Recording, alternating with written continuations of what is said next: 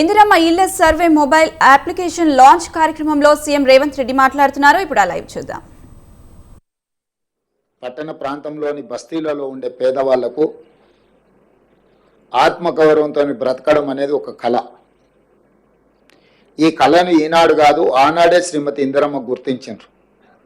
అందుకే ఇందిరమ్మ రోటీ కప్డా ఔర్ మకాన్ ఈ నినాదంతో పేదరికాన్ని నిర్మూలించడం ద్వారా కూడు గూడు గుడ్డ ప్రతి వాళ్ళకు అందించాలన్న లక్ష్యంతో పాటు వ్యవసాయ భూమి ఆత్మగౌరవం గ్రామంలో గుర్తింపు ప్రతి కుటుంబానికని గుర్తించి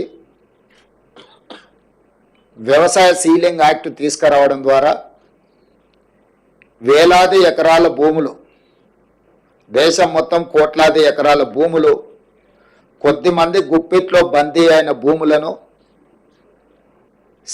అగ్రికల్చర్ సీలింగ్ యాక్ట్ తీసుకురావడం ద్వారా ఈ భూములన్నిటిని కూడా ప్రభుత్వం తీసుకొని ప్రధానంగా దళితులకు, గిరిజనులకు, బలహీన వర్గాలకు పంచిపెట్టడం ద్వారా వాళ్ళ ఆత్మగౌరవాన్ని పెంపొందించింది శ్రీమతి ఇందిరాగాంధీ గారు. దాదాపుగా 25 లక్షల ఎకరాలు దళితులకు, పేదవాళ్లకు, 10 లక్షల ఎకరాలు పోడు భూముల పట్టాలు గిరిజనులకు, 35 లక్షల ఎకరాల భూ పంపకాలు ఒక తెలంగాణ రాష్ట్రంలోనే చేపట్టి ఈరోజు ఏ గ్రామానికి వెళ్ళినా దళితుడి దగ్గర ఉన్న భూమిని ఒకసారి చూస్తే ఆ భూమి ప్రదాత వాళ్ళ తల్లిదండ్రులు, వాళ్ళ తాతల నుంచి వచ్చిన స్థిరాస్తి కాదు, ఇందిరమ్మ వాళ్ళకి ఇచ్చిన ఆస్తి. ఇందిరమ్మ వాళ్ళ తల్లిలాగా, వాళ్ళ కుటుంబ పెద్దలాగా ఆలోచన చేయడం ద్వారా, పెద్ద మనసు, ఉన్నతమైన నిర్ణయం చేయడం ద్వారా అగ్రికల్చర్ సీలింగ్ యాక్ట్ తీసుకొచ్చి కొద్దిమంది చేతుల్లో ఉన్న లక్షలాది ఎకరాల భూములను పేదలకు పంచిపెట్టి ఈరోజు భూమి మీద పేదలకు హక్కు కల్పించిన గొప్ప నాయకురాలు శ్రీమతి ఇందిరాగాంధీ గారు. అదేవిధంగా ఆత్మగౌరవంతో బ్రతకాలి అనుకున్నప్పుడు సొంత ఇల్లు ఉండాలి, ఆ కళ నెరవేరాలి. ఆ కళ నెరవేరాలి అంటే మొదట ఇంటి పట్ట, ఇంటి స్థలం ఉండాలి. అందుకే ఏ ఊర్లో అయినా గుడి లేని ఊరు ఉండొచ్చేమో కానీ ఇందిరమ్మ కాలనీ లేని ఊరు ఈ దేశంలోనే లేదు అని నేను గర్వంగా చెప్పగలను. ఎంత మారుమూల ప్రాంతానికి వెళ్ళినా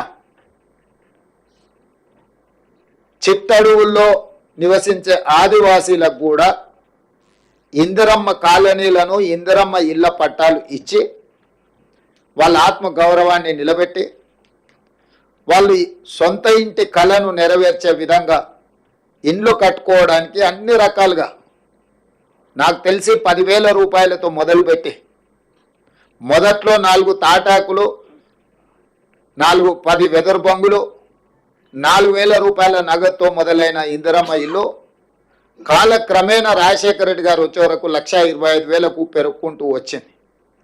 ఈరోజు ప్రజాప్రభుత్వం కాంగ్రెస్ పార్టీ అధికారంలోకి వచ్చిన తర్వాత 5 లక్షల రూపాయలకు పెంచడం జరిగింది. ఎందుకంటే ఈరోజు పెరిగిన ధరలు పేదవాడి అవసరాలను దృష్టిలో పెట్టుకొని ప్రతి పేదవాడికి 5 లక్షల రూపాయలు ఉచితంగా ఇచ్చి వాళ్ళకి ఇండ్లు కట్టుకోవడానికి ప్రభుత్వం అండగా నిలబడాలన్న ఆలోచనతో ఈ పథకాన్ని తీసుకొచ్చినాం. ఇదే కాదు, గతంలో ఇందిరమ్మ ఇండ్లు కొన్ని లోన్ల ద్వారా పేదలకు ఇచ్చిన ఇండ్లు ఉన్నాయి.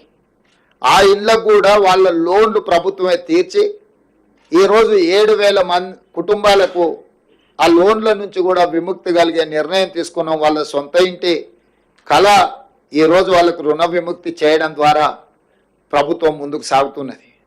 అందుకే ఈరోజు గృహ నిర్మాణ శాఖ మంత్రివర్యులు పొంగులేటి శ్రీనివాసరెడ్డి గారు ప్రజాపాలనలో గ్రామ సభల ద్వారా సేకరించిన అప్లికేషన్లను విశ్లేషించడమే కాకుండా అర్హులైన అందరి వివరాలను కేంద్ర ప్రభుత్వానికి అందించి కేంద్ర ప్రభుత్వం నుంచి రావాల్సిన నిధులను రాబట్టుకునే కార్యక్రమాన్ని చేపట్టడమే కాకుండా ఈ కార్యక్రమం లక్ష్యం ఎంత గొప్పదైనా అమలులో లోపాలు ఉంటే పూర్తిగా ప్రభుత్వ విశ్వసనీయత దెబ్బతింటుంది, పేదవాళ్ళకు అన్యాయం జరుగుతుందన్న ఆలోచనతోటి ఒక గొప్ప లక్ష్యంతో ప్రజాపాలనలో వచ్చిన అప్లికేషన్లను పరిశీలించడమే కాకుండా సాంకేతిక నైపుణ్యాన్ని ఆర్టిఫిషియల్ ఇంటెలిజెన్స్ను జోడించి ఏ ఒక్క ఇల్లు కూడా అనర్హులకు అందకూడదు, అర్హులైన వాళ్ళకే ఇల్లు చెందాలి అన్న ఆలోచనతోని నూతనంగా ఒక యాప్ తీసుకొచ్చి ఆర్టిఫిషియల్ ఇంటెలిజెన్స్ ద్వారా ప్రతి స్థాయిలో, పునాది స్థాయిలో, గోడల స్థాయిలో,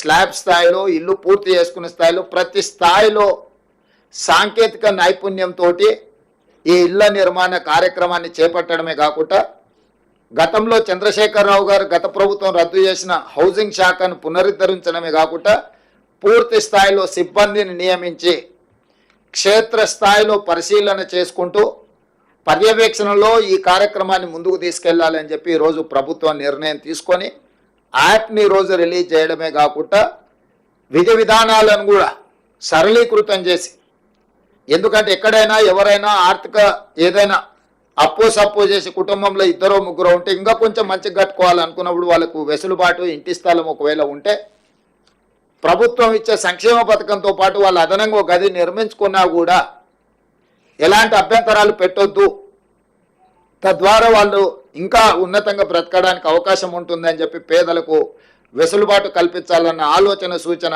మా మంత్రి గారు చేయడంతో ఉప ముఖ్యమంత్రి గారు నేను కూడా ఇది మంచి సూచన అని చెప్పి వాటిని ఆమోదించడం జరిగింది.